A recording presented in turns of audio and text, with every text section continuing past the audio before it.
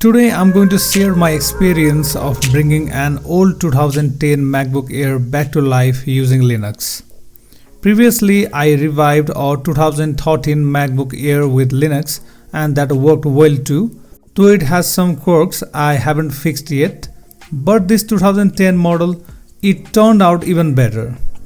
I'll walk you through what condition it was in, why I decided to try Linux, the installation process, and the problems I ran into, and whether it's actually usable now. Let's get into it. So this is a 13-inch MacBook Air from late 2010. The specs are Intel Core 2 Duo processor, 4GB of RAM, a small 128GB SSD, running macOS High Sierra.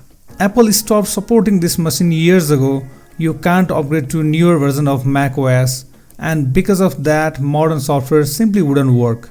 Modern Chrome and Firefox wouldn't install, Office packages were not supported, most current applications wouldn't run. The performance was terrible, it couldn't even load the ChatGPT web page, it would just freeze completely, basic web browsing was painful, the fans were constantly running and everything felt incredibly slow. At that point, the laptop felt completely broken and unusable. Instead of letting it sit as e-waste, I decided to try installing Linux. My goals were simple: make it usable for basic tasks, get better performance, have everything working, Wi-Fi, brightness, battery, everything. After looking at different options, I chose Linux Mint XFCE because it's lightweight and good for older hardware. For the installation, I use Ventoy on a USB drive. Ventoy lets you boot from multiple ISO files, which is really convenient. I copied the Linux Mint XFCE ISO into the USB drive, started the installation. The installation went smoothly on the first try. I completely replaced macOS with Linux.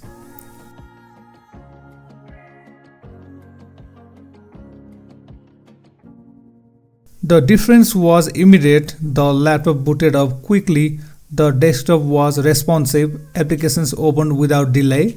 Most importantly, hardware features worked right away.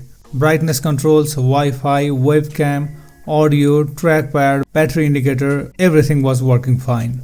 The same machine that struggled to open a web page under macOS was now running smoothly. I could open Google Chrome and load ChatGPT without any issues, something that was impossible before. However, there was one significant problem. The Wi-Fi would work initially but then randomly stop functioning in the middle of downloads or browsing. The system would still show as connected but nothing would actually load. Disconnecting and reconnecting would temporarily fix it, but the problem kept coming back. After researching, I learned this is a common issue with Broadcom Wi-Fi chips in older MacBooks. The solution was to install a specific driver, BCMWL kernel source. After installing this driver and restarting, the Wi-Fi problem was completely solved, no more disconnections and no more interrupted downloads.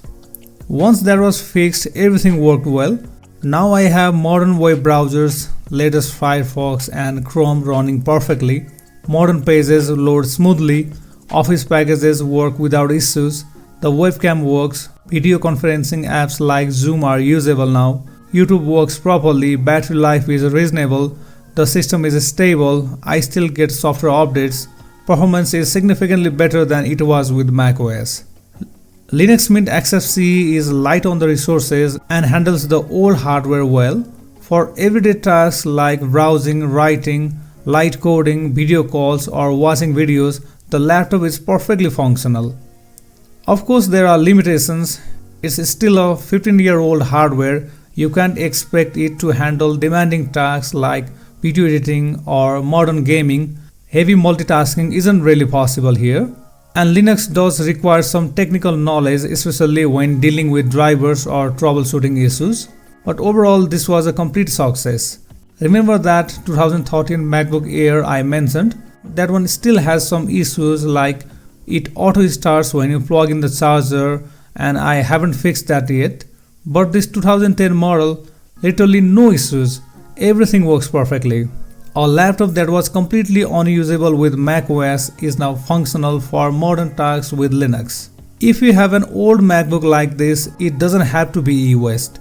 Linux can give it a second life.